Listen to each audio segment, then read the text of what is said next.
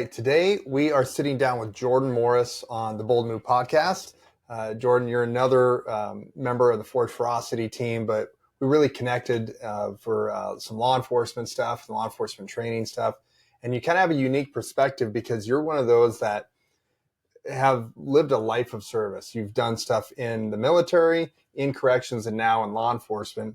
And then past that, you've gone into a leadership role in law enforcement, which is just obviously a whole new bandwidth of challenges that comes with that. So thank you for coming up here. You actually flew up here from California. Yep. And I would like to say that you did this just for me, but we're also, if you hadn't noticed, we're filming from the Electric North Brazilian Jiu-Jitsu gym and the Endless Endeavor podcast studio with Greg Anderson. So we get to hang out here. We're going to do some live rolls in a little while, but thank you so much for being here, man. I appreciate it. Yeah, no, thanks for having me out. I couldn't pass the opportunity up, and obviously we got to be here for Guns and Geese a few weeks ago or a month ago now, but you mentioned originally doing this via Zoom, and then as we talked more, it just seemed like the right move to come do it in person and of course take advantage and get some rolls in later on. So absolutely, man. Yeah. Super cool. And as again, I can't thank Greg enough for letting us be here, but also just creating that tribe through Forge Ferocity. Just an incredible experience. Yeah. Well, I mean, I think I'd just like to start by asking you have a whole bandwidth of service, and I wanted to know, like, why did you go into the service industry, I guess I should say, when we're talking about law enforcement and military, is that something you always wanted to do, or is that something that you just kind of fell into? What did that look like? I think I just fell into it for the most part, kind of going way back to the beginning. High school sports, wanted to play college sports. That didn't work out. Once that became a reality, it wasn't going to work. I joined the military. My brother was in the Army, so it was a natural progression for me to follow his footsteps. And I joined the Army and became a firefighter. So no kidding. That'll be a little bit of controversy for your law enforcement listeners. Yeah, but I didn't know you were part of the dark side. I was, yep. Right. So at the time, I was very adamant that was the job I wanted to do. So I wanted to be a firefighter in the military so that when I got out, I could continue on the civilian side of firefighting. During my time in the military, obviously went through that whole process. And as I transitioned to the civilian side of things, I learned that the great state of California would not honor my DOD certs for firefighting. You're kidding. Nope. So despite those certs probably being a little bit more valuable than what California certs would be, wasn't good enough. California has to be California. Yep. So at the time, I was still pretty young and stubborn, and I was adamant I didn't want to go to another academy. So I was like, I'm not going to go to fire academy. So I started looking for jobs and saw an ad in the paper for a correctional officer position. Wow. So you literally fell into it. Yep. Yeah. Aren't you proud that you made that move now? I mean, most people that are firefighting are like, yeah, I'd never go back. Yeah. But yeah, so saw that ad in the paper and thought I could probably learn how to do that, right? Oh. And threw my name in the hat, and I think it was almost a year later of a waiting period and hiring lists and tests and all that good stuff was when I actually started the job. How old were you when you tested there? I was 20-ish. Okay. Yeah. Okay. Yeah. So at the time, did California have you have to be 21 requirement? 21 to be a peace officer, but you could work as a correctional officer, not deputized in the jail. Interesting. That's so funny. Because that is actually becoming more and more common because of staffing issues. There's a lot of agencies around the country that are lowering the age to be a corrections officer. There's agencies that allow you to be 18 to be a corrections officer, which is bananas crazy to me, because talk about a more susceptible person for corruption than an 18-year-old that could be easily manipulated. We're just sending them into that environment. Yep. Because I mean, I'll tell you, when I was 20 and a half is when I became a corrections officer. I was not prepared for a lot of things that I was going to see either. No. Oh man. What was your testing process look like? What did they have you do? Man, it was so long ago, but it was, I remember showing up for a written test And I think that was honestly the extent of it. Once you passed that, you got called back for an oral board interview. Oh, wow. And that was pretty much it. There was no physical associated with it or anything. Wow. Of course, once you got the job offer, you had to go through the typical psych and medical and stuff, but no physical like agility test or anything like that. Yeah, there's a lot of agencies that are getting away from that too, because I mean, it's hard to find people that are willing to do that work Yep. for that amount of pay that don't have other options, you know. And that's one of the platform. One of the things that the platform that we're doing here is for is, hey, look, we got to bring awareness to the tough job that is corrections, because if we don't have that and we don't have those people that are capable and have the right attitude to be there, it's going to fall apart. We can't. Law enforcement, I think you agree, law enforcement can't do their job without a jail. No, pretty important part of the equation. It would not work out very well. Yeah. Awesome. So what was, you said it took about a year for you to get hired as a CO. Did you have an academy? What was your training process like there? So initially, no. Hired completely blind and just thrown into a jail training program. So I was fortunate enough to have really good trainers that got me up to speed. Good. And then the requirement in California is you have to go to the academy within 1 year of your start of employment. And I think I went pretty close to that 1 year mark. I think I was like 9 or 10 months before I actually made it out there. Tried to push it. Yeah. And that academy was about a month long, maybe 5 weeks. And after that, you're just hit the ground running. So, wow. Yep. Wow. So one thing that happens quite regularly is they'll put you through an entire FTO process, then have you go to the academy. And then when you're back out, it's like you're right into it. And I don't know how I feel about that, honestly, because I feel like you should get a baseline from your academy and then have the on the job, this is what you're actually going to be doing type training before you wean off. But it sounds like you had to do that in reverse almost. Correct. Just because of the structure. Yep. So when you came back, how did you feel like that went? Were you able to adapt okay, or did you have a lot of learning curve? No, I think honestly, because of the way my time gap was between getting off the training program and going to the academy, I was already into the groove of working a day-to-day there. So I just had a few new things to think about and a few new skills that were acquired during the academy to be able to apply to the job. So I think it was a pretty easy transition from the academy to working, just because of the prior experience. Sure. Even though it was only a few months. And you're not a dummy either, so that helps. That probably helps. Good, yeah. How long was that academy? The academy was either 4 or 5 weeks. Okay. Yeah, not super long. And it was like a Monday through Friday, 8 to 5 kind of thing. It wasn't super intense. They weren't throwing you on night shift right in the academy? No, okay. No. Yeah. We were actually doing that for a while here. We were so overloaded with people going to the academy that they had staggered shifts. Like they weren't doing night shift, but we had a swing. Okay. It was crazy. Yeah. So you get back on the job. Was it what you expected? Like, were you expecting to work in that environment, or was there anything that shocked you? Man, I didn't know what to expect really going into it, because that was not my world that I had any familiarity coming into. The military obviously gives you a pretty good capability set to just adapt and overcome to whatever you're thrown into. So I think that helped. But my expectations were literally non-existent, because I just didn't know what to expect, right? Yeah. So yeah, you definitely get exposed to some wild stuff pretty quickly. Yeah. None of it was earth shattering. It didn't like rock my world in regards to that, but a whole new world to be embraced into for sure. So I knew from right away starting on, I was at a sheriff's department, and we had obviously the jail division, patrol division, and a civil division. So I was getting exposed to the patrol side of things as well, just seeing the guys coming in, making their arrests and working, getting to know everybody. So early on, my goal was to always progress to patrol. Sure. Even without the knowledge of what that really looked like. I just knew those guys were like older and cooler, so I wanted to be those guys eventually, right? So that was my goal from early on, which I made clear to everybody I worked with, just to see where it would go. Yeah. Yeah. Well, that's good. And spoiler alert, you actually made it out of the jail and onto the road. And I think we talked about it earlier, but did you go to the road to that same agency first? Yep. How was that transition? It was definitely interesting. So I think one theme that comes repetitively throughout my career was I was given opportunities and I tried to seize them and take advantage of them.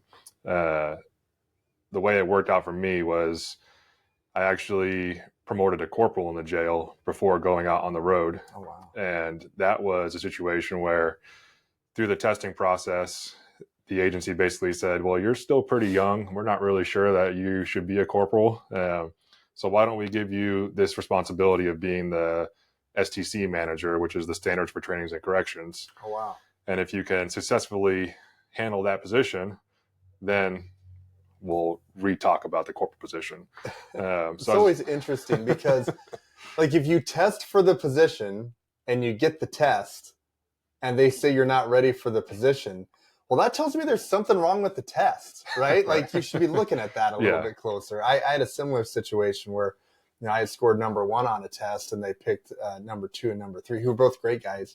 But it's like, interesting. I wonder what's going on. But so I didn't know that about you though. So you went into like a leadership role within training at your agency for corrections. Yeah, and it wasn't super in depth. I mean, my responsibilities were essentially making sure that every correctional officer adhered to the minimum hour requirements for training each year. Sure. Some of which would be in-house, some would be out and having to schedule the trainings, registrations, payments, all that good stuff. And I came into it about halfway into the fiscal year that year. So I had some catching up to do, but I was able to navigate it, get everybody caught up to speed. And probably right around the time that 1 year was up, when everybody was in compliance, was when I promoted to corporal. Okay. So they kept their word. They honored I did it successfully and I got to promote. So that was pretty cool. I was not a corporal for a very long time because shortly after that, they flew the ad for what they call the deputy trainee position, which is basically a sponsored academy position. So they pay you as an employee to go to the police academy. That's not a bad setup. No. I mean, most people don't have that. No. They do it that's awesome. Yeah. So you go to a corrections academy, 4 to 6 weeks, something like that. You go back and then you get into this position where you were going to the patrol academy. What are the differences in California? What did that look like at the time? Huge differences. So one of the big things that was kind of important to me in that process was my agency gave me the green light. They were going to sponsor me. I get the paycheck while I'm going. It's all great, but they put a caveat on it. And the caveat was, if you fail out of the academy, your correctional officer job is not being held for you. So no pressure. Yes. Yeah. So if you pass the academy, you have a deputy spot waiting, get to go to patrol. If you fail the academy, go find a new job somewhere else. Good luck. Yeah. Wow. All right. But the differences in the academies is the patrol academy is a 6-month long academy. Okay. And that is like you're wearing a recruit uniform every day. You're going through the full gambit, where the corrections academy is more like a college campus setting, and you're just attending classes, and there's DTAC and PT and stuff, but not to the extent of what the immersion is in the actual patrol academy. Well, they have a lot of time to break you down, but also build you back up. Yes. Yep. You can't really do that in 4 to 6 weeks. Yeah. How much time during those academies were you doing PT as part of the curriculum? What did that look like? It was probably a 2 or 3 time a week thing, and for an hour and a half to 2 hours tops. It wasn't super extensive. My academy was probably a little bit different than others' experiences. We had a bunch of fires going on in the area when I was in it. So they were worried about like air quality for while you're outside running and stuff. So we actually spent a lot of time in the weight room in my academy, where from what I hear, a lot of other academies spend a lot of time running outdoors. Got it. Yeah. But it was good workouts. Don't get me wrong. We definitely got put to work. So sure. Yeah. Very cool. One of the things that we started doing was, you have so much curriculum that you need to push through, and they're not just handing out more training hours, And so one of the things we did was we took PT out of our academy almost entirely, because the message is, hey, look, you need to be fit to do this academy. You should probably do that on your own time. Don't take up our curriculum time, right? Yeah. And so I think there's a lot of value in that. Yeah. But I would imagine that you would experience the same thing. You have people showing up to the academy 2 weeks before that, they were a barista. Yeah. They don't know what being fit really looks like. You Yeah. know, they don't have that. So being able to train those habits are probably important too. Yeah. And there was an entry physical test you had to pass, and then you had to pass that same test before you graduate. Yeah. So yeah, we would do an entry test as well. And I mean, people would show up and they'd fail. It was crazy to me. It's like, dude, it's an open book test. Just do the work. And they just wouldn't. Yep. But that's very cool. So during that time, did they have firearms component to that academy? Yes. Defensive tactics and all that stuff. What kind of stuff were you doing for that? So firearms covered basically only pistol and shotgun. Did not cover long rifles at all. Really? Yeah. Okay. Yep. Has that changed? Do you know? Or? It has. Okay. Now the long rifle portion is required to be part of the academy. Yeah. But this was back in 2012 when I went through the patrol academy. So definitely times have changed. But yeah, pretty in depth. Like we spent a lot of time on the range. I think the minimum requirement you had to show up with was like 2,000 rounds. Oh, wow. So we put some work in. Yeah. DTAC was traditional law enforcement DTAC. Yeah, but that was not as in depth as the range was. So you're trying to tell me that academy instructors put more emphasis on firearms than they did physical activity? Yes, that's sure. Blowing my mind. That's weird. Yeah, shocking. Yeah. Yeah. Well, so when you say traditional DT, I think what you're talking about, because we talked offline, is just your regular straight arm bar, wristy twisty stuff that, you know, in theory does work on people that are kind of moderately resisting. But if they're throwing down, we also know that that's probably not what we're going to go to, right? We're going to transition to some other stuff. So did they ever teach any ground fighting stuff in there, or any, striking, any higher level type 4 stuff? Or not really? I mean, very basic. We did cover like how to shrimp out of someone has you mounted or something like that, but no striking. Striking is like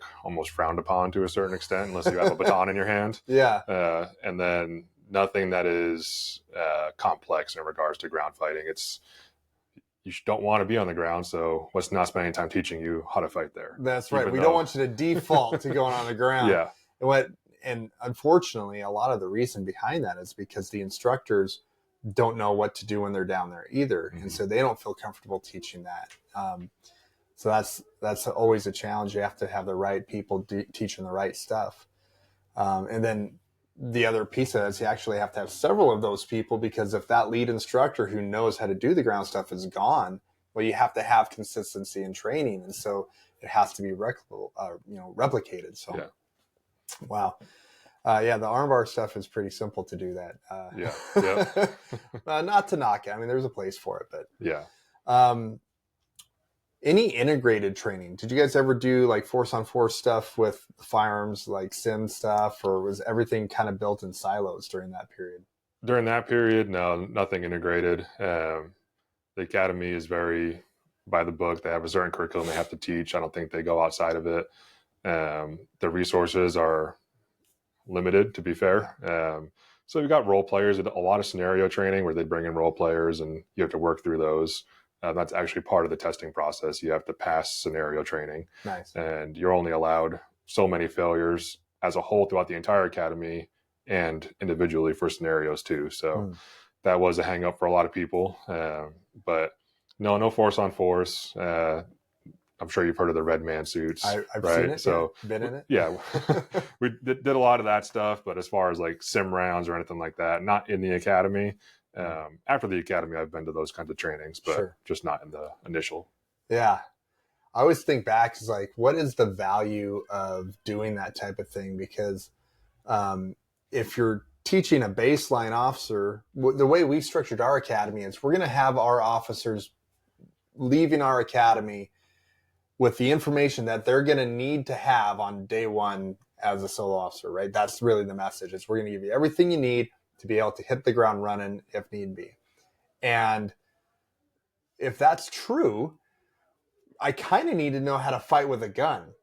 That would make sense. I mean, we really had I'll tell you, at my agency, we had a patrol officer that was on FTO, didn't even really get it on FTO yet because he was waiting for his FTO to come back from vacation. So he's in one of those limbo phases, right? He hasn't been assigned to anybody. So he's just, hey, you've been here for over 2 years. Go ride with that guy. And during that process, there was a fight over a gun.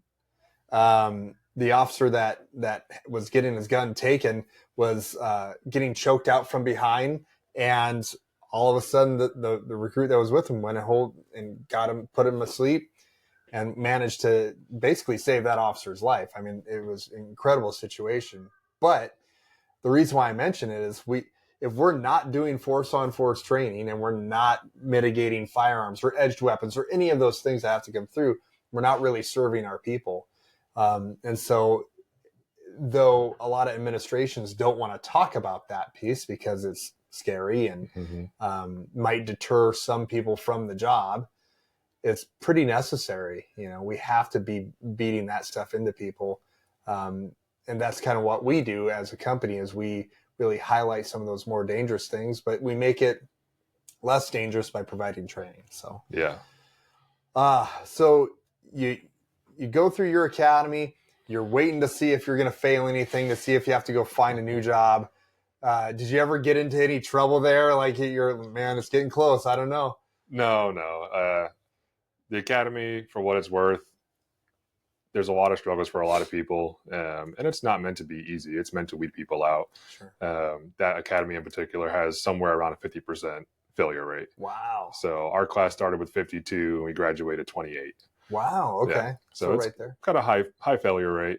But no, it was long and arduous for sure, but I didn't consider it to be overly difficult coming from boot camp, military, and the fire academy before that. It just kind of seemed like another job I had to get through. Sure. So other than being long and you kind of towards the end of it, you're really counting the days down to be done. But as far as difficulty goes, no, it was just an opportunity to learn. And to be honest, it's, for me at least, it was exciting. Like we're getting to drive cars fast and do EVOC, and we're shooting guns. Like, this is cool. This isn't hard. It's cool. In a relatively safe environment to do those things too. Yeah. That's awesome. What, so your academy there, was it just people from your agency, or was it like a multi-agency academy? Yeah, it was multi-agency. And actually back then in my class of 52, there was only myself and one other person that were sponsored by other agencies. Back then, hiring was not an issue. So it was actually hard to come by those sponsored spots where agencies would pay you to be a student. Nice. And the other sponsored person was from my agency as well. Okay. Yeah. And then other than that, it was all different agencies. Well, not agencies, but just civilians who were trying to get into law enforcement. Sure. Yeah. Very cool. Well, that's kind of interesting because a lot of them probably didn't have any corrections experience either. They were just like super green. Yep. Yeah. How was it working with those people and having been on the job and done some stuff before? It must have been a little weird. Yeah, it was. The academy doesn't really, even though you're going through this process together, it is kind of very individual based. Like everybody's really worried about themselves and their progression. So there wasn't really a lot of team dynamics where you're having to work with other people. Everything is really individual based. So you would see some stuff in, training, but when it comes to scenarios, it's all testing based. So they don't want you to have any clue what other people are doing because they don't want unfair advantages. So you don't get to see the faux pas that other people are making. That would probably be pretty entertaining. Yeah. Yeah. Well, I mean, having run those scenarios before, I've seen some things. It's awesome. Yeah. All right. So you pass your academy. You're a brand new baby cop. You go back to your agency. What does that look like? So right into an FTO program. In California, it's 16 weeks. Oh, wow. Yeah. So for the whole state, they have a standard. Yes. Yeah. Wow. Yep. Okay. Yeah. And the way they like to break it up is typically you have 4 phases, 4 weeks each. And most agencies like you to have a different FTO for each one of those phases, or at bare minimum, a different FTO for the first 3. And then you return to your first FTO for the final phase to get signed off. Standard San Jose model of, hey, let's see how far you've come type situation. Now, I mean, I'll tell you, were you ever an FTO, by the way? I was. Okay. So we can kind of talk on that a little bit. Having different officers, can be good, or different FTOs can be good, but it can also be a challenge too, because you're going to have that one FTO that just doesn't like that student officer and make it very difficult. Did you smooth sail through that, or did you have some challenges, or were things good there? No, it was pretty smooth sailing. I wasn't familiar with any of my FTOs really prior to going in there, but built pretty good relationships with them. None of them were unreasonable in any way. Went through some fun times, as you would expect in FTO, and some we'll call it light hazing, which was still acceptable back then. That's right. Different times now, but no, it was, again, a fun time. It was my first exposure to being on the street, so really depending on their experience and just eyes open, ears open, mouth shut, and charging forward. That's awesome. Yeah. Do you, at that agency, I know there's a lot of agencies in California that have like two-man cars when you're in the field, not on FTO. Is that something that you guys do, or are you solo man cars? No, I've never experienced that. Everywhere I've worked has always been solo man cars. Yeah. All right. Yeah. So being able to work with a FTO has been helpful for that. And you can kind of, very cool. So what kind of training did you get after FTO? Like, do you have an ongoing training program there? And if so, what does that look like? So agency specific, no like guidelines in regards to that, but California Post does have certain classes that are mandated either every year or every 2 years. So you have like DTAC as a 4-hour block mandated every year. You have range qualifications annually. EVOC, I think, is every 2 years. So most agencies that I've been around pretty much adhere to what the post minimums are. And that's where the training stops. We always, buddy Ian and I talk about training to the level of competency, while the community has an expectation of expert, right? Yep. And we always fall short because we don't put in the time to get to that level. Yeah.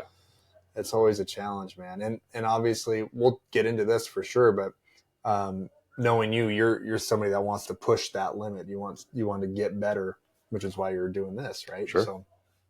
So when you go back to your agency and you're doing your in-service training and kind of highlighting that defensive tactics program, you said 4 hours a year, which is not adequate at all. Nope. If you're only doing 4 hours a year, I hate to say it, shame on you, because most of the stuff that we're doing isn't firearms related. I mean, you probably get somebody who pulled their gun and actually fired off a round once, twice in their career, maybe. Yeah. Right. But how many fights have we been in? Can't count them all. Yeah, exactly. Right. So where are we putting our resources in our training? But when you did have that 4 hours of training, what were you guys working on? So to be honest, at my first agency, that 4 hours of training would usually be paralleled with our range time, which is not how it's meant to be structured. Sure. But you would get grabbed by the instructor while you were offline on the range, and he would like run you through a couple of things really quick. Oh my gosh. Like show me a twist lock, show me a reverse wrist lock. And you would show him that. You'd either mess it up or get it right. If you messed it up, he would correct you. And then you would do it again. You did it right. Cool, you're passed. Go back to the range. So even though it was 4 hours, it was more like 20 minutes of actual training time. It's like, we really love firearms. Yeah. But we have to do DT. But you know what's better than doing DT? Firearms. Yeah. So we're going to do that.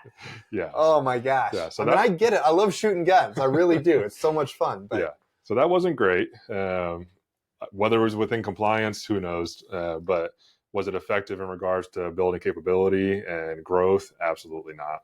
Yeah. And back then, I didn't know anybody that was even remotely interested in jiu-jitsu. So no one that I knew was doing anything above and beyond what was happening on the side of the range. Probably didn't know where to look, honestly. Nope. That's such a challenge. I think that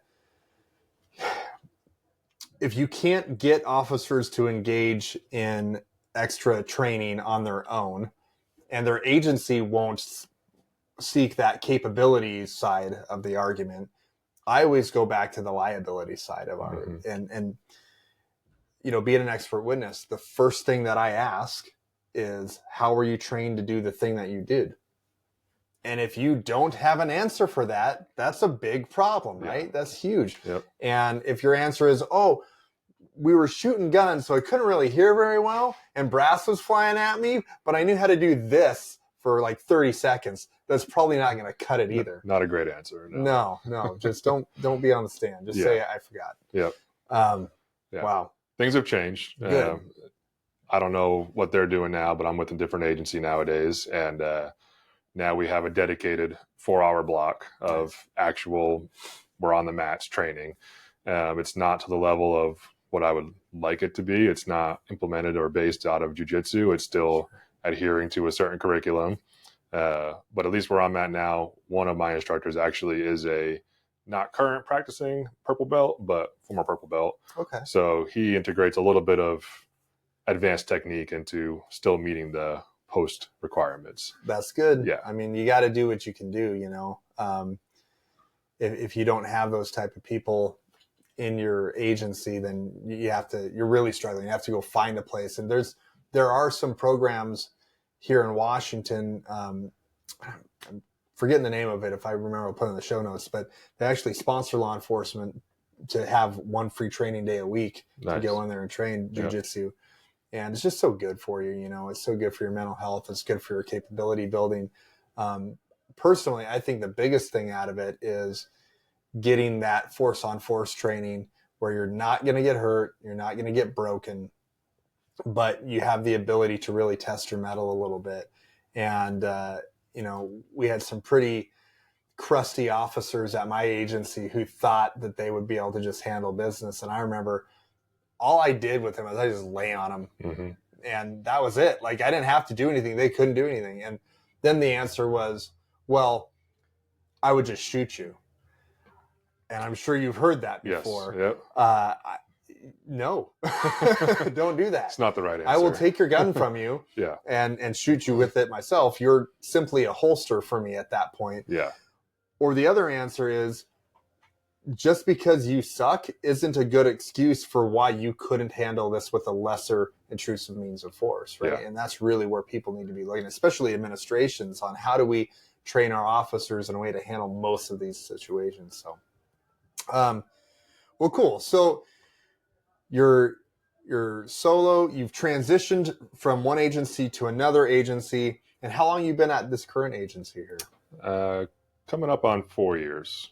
Yeah. Okay. Started in 2020 there. Nice. Yep. Awesome. And this is something that doesn't really get talked about much, but did you have to do another field training program when you went to that agency too? Yep, you did. How was that? It's different. So it's a modified version of it. So rather than doing 16 weeks, a lot of places will do half of that. It's 8 weeks. Okay. Yeah. So that's what I experienced, was 8 weeks. And it was fine. They treat laterals a little bit different than they treat new recruits, obviously. Good. So it's more about showing them the ropes of how the agency works, proper paperwork filling out, and just learning the ins and outs of the city versus learning the ins and outs of how to be a cop. Right, right. So more logistic stuff than mechanisms. Yep. Yeah. So 8 weeks there, and then you're cut loose and you're back to being a solo officer again. That's awesome. Yeah. Wow. So, and was it easier? Because if I remember correctly, your current agency is basically very similar to your old agency, like jurisdictionally, they're pretty close. Is that right? Yeah. I mean, one was a sheriff's department, one's a police department, so they vary there. As far as sworn staff numbers, those numbers are similar. However, my previous agency covered a very rural, large geographical area. And now I'm in a condensed city. So I think our city is 20 total square miles or something like that. So it's small geographically, but densely populated. As far as call volume and type of calls, what's the difference? What do you find? Honestly, not much of a difference. There's a higher call volume where I am now compared to previously, but it's the same type of calls, just different people. California, you're dealing with lots of property theft, lots of drug problems. Yep, and then, every city and every family has their DV problems and civil issues. So we're close to a casino that's not too far outside our jurisdiction. So that brings the gambit of guns, drugs, and prostitution. So that keeps you pretty busy if you want to be. Yeah. So it's where I'm at now is a good balance overall. You get the traditional like sleepy town calls for service, but you also get the riffraff that pours over from what the casino brings into town. So yeah, the agency I worked for was in the middle of two major cities in the state of Washington here, and we were called the hub city because all of the you said riffraff. Yeah. That's very 1950s of you, but they all drove through in our town, and we would get a lot of that. A lot of motorcycle gangs, a lot of just kids that are trying to be gang members, which is actually more dangerous, it turns out, right? Yeah. So it's kind of an interesting thing. You have to pick of the litter of what you want to do. So you've been there for 4 years now, and you recently promoted to sergeant. How long were you at this new agency before you decided, hey, I'm going to test for sergeant? What did that look like? Well, not very long, obviously. So upon getting there, I kind of recognized early on that there was a certain experience level gap. We had admin and sergeants that were, 20-year veterans. But then on the patrol side of things, there was a handful of people that were already in like corporal positions, FTO spots. And then below that, it was just green, brand new guys. Like, wow. I think the average time on patrol for guys there was like under 2 years. Oh my goodness. Yeah. So I was like, well, I'm not in a corporal role. I don't fall into the old salty guys, but I'm not 2 years on either. Right. So I'm kind of in that happy medium. So even though my seniority is low, my experience is a little beyond some of the other people that were there longer than me. Sure. Even though they weren't there for that much longer. So the first opportunity that presented was FTO and corporal, which are two different assignments there, but they run concurrent pretty regularly. A lot of guys that get FTO become corporal, and a lot of people hold those two titles at the same time. How effective is that? That seems like it'd be very difficult to manage both those roles. It can be at times, but luckily the way it's structured there is the corporal is really just a working officer unless there's no sergeant on duty. Then the corporal becomes the OIC officer in charge, which is not great when you have a trainee in the car. Yeah, exactly. So they do a good job of trying to mitigate that, of making sure if you're going to be covering OIC shifts, hopefully not having a trainee. But sometimes it just happens. Yeah, it happens. And maybe what's even worse is that if it's not consistent for that trainee, hey, like for this 3 days, on this day, I'm going to be the OIC officer in charge, right? And then on the other 2, then I'll have you, but you can't be with me. So I'm going to pawn you off on somebody else. That becomes a huge gap in training. Yeah. It's a challenge. Yeah. So I kind of fell into line in regards to those two positions. I put in for those first and got both of those at the same time. Nice. I was just renewing my FTO certification from the previous agency I worked for. And then the corporal was always a new role for me as far as being on patrol. When I promoted to corporal and FTO, that actually was the same time they ran the sergeant testing. Oh, wow. Okay. Yeah. So my intent then was just to put in for corporal and FTO. And as I'm sure you've heard through your experiences, sometimes people tap you on the shoulder and say, hey, you might want to put your name in the hat for this too, right? Yeah. So reluctantly, I put my name in the hat for sergeant, mostly as an opportunity to test and see what it would look like, knowing pretty well that I wasn't going to get the position. Right. And honestly, new guy for the agency. Yeah. And honestly, not wanting the position. I wanted to get my time in as a corporal there, still learn the city more, learn the people, the department more. And it was not my intent to promote to sergeant. I didn't, luckily. Good. Someone beat me out for it, which I'm glad they did. There was actually quite a few people that tested. I came out probably number 2 or 3, because from that same hiring list is when I actually did end up promoting later on. Nice. Again, the theme of opportunities and taking advantage of them kind of played out, because when the sergeant testing was done and I was assigned as corporal and FTO, I was told, hey, there's actually a vacant shift that doesn't have a sergeant, and we can't fill that spot because the person's out on medical, so we can't promote a sergeant there, but we need someone to run that shift. So if you would like to run that shift, it might be a good opportunity to show that you could play the role of sergeant and one or two things will happen. You'll either find success, and then you'll probably promote, or you might fail, and then we'll know we shouldn't promote you. Yeah, that's right. Same idea as sending you to the academy on scholarship there, right? Yep, like, exactly. Let's see how this goes. Wow. So you did the thing, right? Yep. That's one of the mantras that we keep pushing out there, is doing the thing. And was it a night shift? Was it another day shift? It was a night shift. Okay. Yeah. Traditionally, that's where nobody wants to go to help out. I get that. Yeah. I love night shift, honestly, man. It was a blessing. It was so good to me over the years, but not too many people feel the same way. So you're not a sergeant. Nope. You're not a sergeant, but you're still a corporal. Yep. And did you have an acting sergeant position, or that's just what the corporals filled? Is that?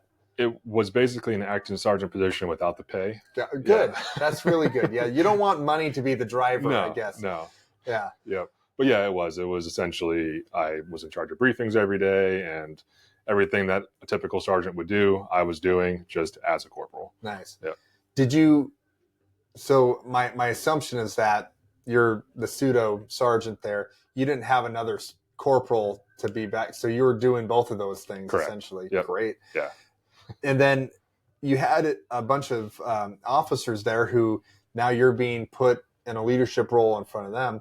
How did that transition go? Because a lot of times it can be challenging, right? You have my peers, and now I have to be the one holding people accountable. What did that look like for you? It was difficult to a certain degree.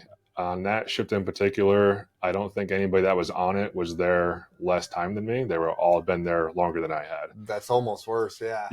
Yep. So as time has passed, I've been able to get some feedback from some of those guys, and there actually was quite a bit of animosity regards to me surpassing and filling that position before they did, even from guys that didn't test for it. Good. They still weren't thrilled about the idea of this new guy coming in, and now he's in charge, right? So, but in the moment on that shift, the awkwardness was probably mostly just internalized by me knowing that was a possibility.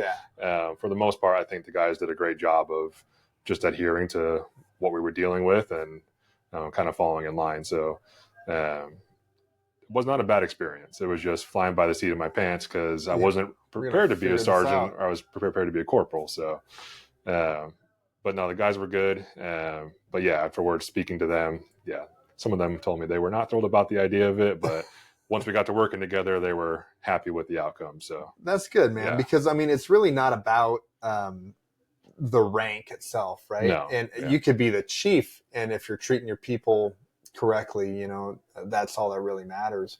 But there's so many people that just really rely on that rank or that authority to lead, as opposed to treating people correctly and caring about them. Yep. You don't strike me as the person who's just trying to throw your badge at people. So not typically, no. Yeah.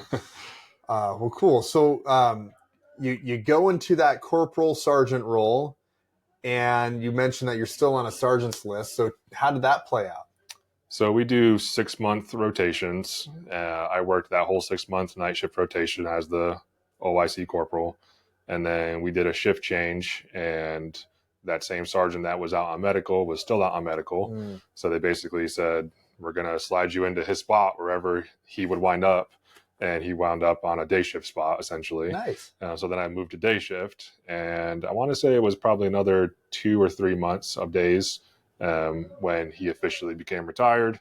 And that's when I got pulled in by the chief and either lieutenant or captain at the time and asked, hey, are you still interested in this sergeant position? And said, yeah, I am. And haven't messed it up that bad so far, right? Yep. So at that point, they gave me the position and got sworn in as a sergeant and just stayed where I was, stayed on that same shift. Sure. But now I had 3 stripes rather than 2. That's pretty cool, man. So how long total were you a corporal? I was right around 9 months. Dude. Yeah. They threw you right into the fire. That's amazing. Yep. Okay. And so then you pivoted, you did the thing, you were successful, obviously. Otherwise, they'd probably kick you out. Sure. Because you were probably still on probation as a corporal during that time, too. I would have been. Our agency is a little bit weird. They don't do probation for corporals. Oh, nice. Okay. They consider it like a special assignment rather than a promotion. Interesting. Yeah. All right. So I wasn't at risk of being on the chopping block or nothing, but that's good. Yeah, still very early in that progression. Yeah. When I was a sergeant, there was a whole new probation for it, and like it opened up your employment a little bit because it wasn't just that, hey, if you mess sergeanthood up, we're going to make you an officer again. Yeah. They could very well just be like, well, deuces. Yeah. They'd never do that, but they could. Yep. That's cool. So I'm glad your agency has a little bit of a different spin on it. Yeah. So how long have you been a sergeant now? A year and a half. Okay. Yep. And you're coming into the role a little bit. When you got your 3 stripes, was your team a little bit more accepting of you and they're working hard for you now? I don't think it changed much, to be honest. Okay. I think we had been together for that night shift, and I want to say like 2 out of the 3 guys were carryovers from nights to days. So we had been together for 9 months at that point. Nice. And the way that I always approached it was, yeah, I'm in that role, but that role is just a title when it has to be. It's not meant to be how you refer to me or how you look at me. I'm part of the team here, and we're going to get our jobs done, together. So I always went out of my way to take calls for service that I could and to be a good partner and work as a cover unit when I could. So I think for us, it was a pretty smooth transition, which I'm grateful for, because it could not be very easily. So, well, I mean, I think a lot of that is attributed to you and how you approach it, but also your team too, right? Yeah. I mean, if you support them, they'll support you. Yep. And if you don't have that cohesiveness, it can be really, really awful. Yeah. Really awful. Yep. Wow. All right. So you've been there for a while. What kind of training do they give you? Any training to be a leader? They do. They have a post-certified school for supervisory, and that is a 2-week course that consists of being in the classroom, death by PowerPoint. Good. And at least it's better than DT. Yeah, it's not anybody's most favorite class, but it is 2 weeks, and you get to learn a few things here and there. But that's just put on by post. It's one of the requirements when you get promoted that you have to go there within the first year. Nice. Yeah. Okay. Any ongoing training that you've been to? I have gone to a few things. When I got my very first instructor or my yearly eval, I put in there, they make you list like what are your goals and things you want to look for the future. So I mentioned that I wanted to attend basically any and all leadership, management, growth seminars. So they have sent me to quite a few 1-day trainings or 2-day trainings here and there, which I've gotten some great stuff from those trainings. Some of those are a lot more valuable than the 2-week post mandate stuff. Yeah. Well, I mean, we have a similar situation up here. We have the things that are check the box type trainings, right? Yep. And though important, how wonderful would life be if they were all meaningful? You know what I mean? Like otherwise you're wasting my time. Yeah. And so that's one of the things that we try to do as a company is provide training opportunities to really help not make it check the box, but people walking away transformed or having way more information than when they showed up. Yeah. What are some of the lessons that you learned out of those trainings that you've applied to the field? Man, that's a good question. Throwing you under the bus, for sure. Yeah. Most recently I went to one where the focus was basically dealing with a underperforming employee. I think they had a name for it. It was like a CLOD, a classic low achieving, universally difficult employee. Oh my gosh. Yeah. I met that guy. Yeah. Right. So that was actually a great training. There's a lot of different angles you can take, but that training in particular, they actually laid out protocols, how to adhere to when there's clear policy violations. That's the easy stuff. But when you have someone who is working within the means of policy, but they're not meeting the expectations of the team or the department, those are the difficult ones, because you don't necessarily have the firepower of policy to support you, right? But you need to enact change so that your team can function better, and this person can hopefully reach their potential that they're not currently doing. Right. So it always surprised me. I don't know who wants to show up and have that be your livelihood, is just doing the basic minimum. I feel like it's like 60% of the people. Yeah, though, I isn't know. It? I know. But it seems to work for them, I guess. I don't get it, but yeah. Well, cool. So let's transition a little bit here from the leadership role. Obviously, you went from serving your country to serving your community, now to serving your troops who are serving their community. But you're going into an area in life where you're trying to better yourself so that you can help better all of those different areas. And you started Forge Ferocity with us, and I think you were like on the first call too, right? Yeah. One of the OGs. And tell me, I guess, how did you find Forge Ferocity, and then what led you to join up? Yeah. So I, like many people, saw Greg Anderson's video go viral back during COVID, Yeah. and thought that was a pretty cool message that he was sending out that I was in support of. When he started his podcast, became an avid listener, and he started Guns and Geese at some point during that time. And I heard about all the great things that were happening at Guns and Geese, as well as there's countless stories of the community that he's built here at Electric North Jiu-Jitsu. And I felt like that community was something that I was missing in my area. And when he mentioned the creation of Forge Ferocity was meant to be a nationwide or global, whatever it may turn into, community that was going to be similar to the family and community he built here at the gym, that was my perfect opportunity to get in on it, right? So that launched back in February, I believe. I don't even remember. I thought so. Yeah. But yeah, it's grown quite a bit since then. Yeah. And I remember when it was being mentioned before it actually was live, right away I had the interest of joining. And then as it was coming towards that first day of actually we're going to have that Zoom and the website's going to be live, I had kind of cold feet. Like I was like, do I really want to commit to this? Do I want to spend the money? Do I want to spend the time? What's it going to be like? Like a lot of unknowns. Right. And I almost backed out. And then the last second, I just said, you know what? I'm just going to go for it and see what happens. And then our very first Zoom call we hopped on was on a day that I was working. So then I had reservations in regards to, should I even log on to this? Like I have to sit in my cop car in uniform. What's everybody else going to think about this cop sitting there on a Zoom call? Like, so is he working for the feds? Yeah. Right. Yeah. And again, I just said, you know what?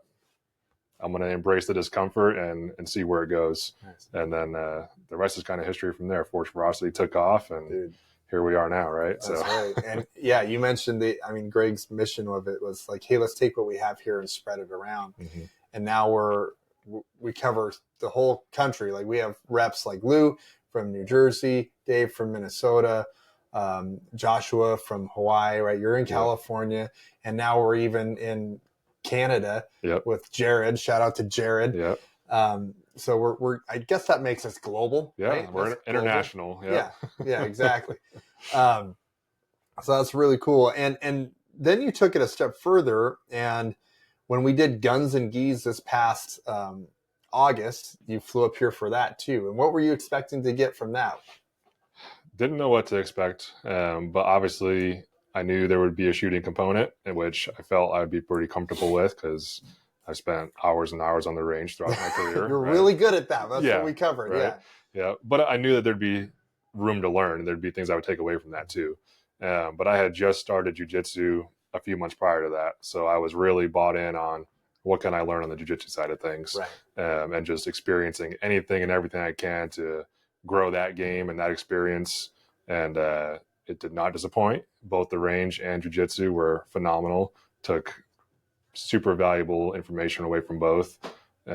So got to experience the community that we were just speaking about here at Electric North, which did not underdeliver. It was as advertised. So that was excellent. Yeah. And then just growing the relationships that we had built via Zoom. It's kind of a weird concept to get to know people over a Zoom call and to get vulnerable and talk about growth. There's a little bit of a skeptic in me that is like, you just don't know how legitimate anybody is through a computer screen. Yeah. And coming up to Guns and Geese was an opportunity to meet a good portion of the team in person and continue to grow those relationships and to, I guess, put them to the test too, right? And I think we accomplished it too. Yeah. Because you're back up here, right? Yeah, exactly. Prior to that, there is a jiu-jitsu component to it, but did you try jiu-jitsu prior to Guns and Geese? I think you had dabbled a little bit, right? I did, yeah. Once I made the commitment to come to Guns and Geese, I wanted to dip my toe in before I just showed up blind. So I started training probably 3 months prior to Guns and Geese, Mm. and started off with 1 day a week, which I thought was great. Yeah. And then I believe it was Greg and another member of the team, Adam, had a podcast together, and they mentioned that if something to the effect of if you're training 1 day a week, don't even bother. And I was like, Good kick to you. Yeah. Hurt my heart. So I immediately bumped it up to 3 because I think the equation they gave was 3 is the right formula for growth. 2 is more of a maintenance round, and 1, don't bother showing up. So 3 was the answer. So that's awesome. Yeah, started going 3 days a week up until we got to Guns and Geese, and then obviously I've continued since too. Yeah. So, yeah. Well, I mean, you're a huge person, and being able to roll with you at Guns and Geese, it's absolutely terrifying. So you're supposed to be on the mats, I think. So that's awesome. Yeah. So you got a lot out of the training. You got a lot out of Guns and Geese. You're continuing to do jiu-jitsu, right? Yep. And recently you told me about an opportunity that you might have in incorporating jiu-jitsu into law enforcement training. Yeah. Tell me a little bit about that. So once I started jiu-jitsu, I was kind of sold hook, line, and sinker immediately. It became, like everybody says, it's all I can talk about. So started having those conversations with guys I work with. We actually are fortunate enough where we get fitness time on duty. Oh, wow. It's a 45-minute block of time, and we have a pretty decent gym where I work, so you get a great workout in that amount of time. I was trying to get the best of both worlds, and I'm trying to figure out, well, if I have time that I can work out, how can I have that same time to train jiu-jitsu instead of just lifting weights, right? Yeah. So I started kind of dabbling, looking at schedules and looking across, and then putting feelers out there to people that are more important than me. And it seemed to have worked. So our chief, who takes great pride in physical fitness and preparedness, was totally on board. And since then, he has reached out to a local academy that opened up pretty recently in our town. And we're going to start having actually, I think next week, there's going to be an orientation to introduce cops to jiu-jitsu. Wow. And this part might not be locked down yet, but I hear we're possibly going to get paid for memberships to said academy. That's amazing. So that'll be awesome. And that's a great start. I'm super excited just to get people on the mats and training. But the hope is to take it one step further and revamp that defensive tactics portion of things that we talked about earlier. Because there are companies out there that are post-certified to meet the minimum requirements in giving that training, but they do it through utilizing jiu-jitsu rather than utilizing whatever we want to call the other skill set that we've learned. So my goal is to get us to transition over to that. And if we do so, yes, it'd be great to have other companies come in and do that for us, but we do like to bring as much in-house as possible. And if we can do that in-house, I would love to eventually acquire the skill set to be an instructor for that. 1, because I love jiu-jitsu, but 2, if I get to have a say in the training, then that's the better, awesome. Right? So that's awesome, man. That's super cool. And I think there's a lot of agencies that are kind of adopting that. They see the value in what jiu-jitsu has to offer. And it's really not to discount the other stuff that are out there, because I think all of it's important. And really, if you're doing anything, I think we're ahead of the game. Anything more than 4 hours, right? Yeah. But jiu-jitsu offers such a comprehensive look at what it's like to control somebody who's trying to hurt you, that you just cannot pass that up. So, no. Very cool, man. So what's next for Jordan? That's a great question. I'm a new dad, so my priorities are definitely at home. In regards to work, obviously I'm still figuring things out as a sergeant. I don't know how long it takes to figure that all out, but I'm sure it's not a year and a half. So That's right. Yeah. But the main focus is around jiu-jitsu as far as work is related, because that opportunity is presenting itself. And I want to make sure that we capitalize and get that implemented. I think we have an opportunity to kind of be a leader in our area, because I don't know of any other agencies that are offering that right now. So if we can do that and kind of pave the way, that's going to be great.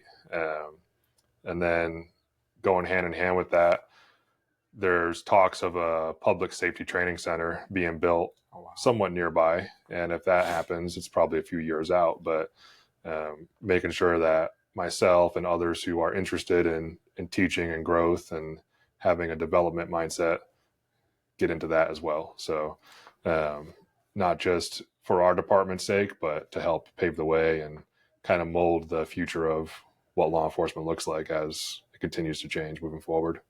That's awesome, man. I mean, that's really a great legacy of service, not just in what you've done in your career, but just, again, like you say, paving the way for the next gen. Yeah. Because I don't know about you guys, but we have a hard time recruiting people. Yeah. And I think a lot of it is because the job's scary enough to begin with, but quality training is the only thing really is what you can do to mitigate how scary that job is. And so we have to do that to make everybody safe, not just our officers, but the community as well. So very cool, man. Well, thank you so much for sitting down and doing this, bro. It was awesome. Yeah. Thanks for having me. I having liked how it went. And yeah, I'm sure we'll do another one. Another Bald Americans. We've got to have Bald Americans next. Yep. That's right.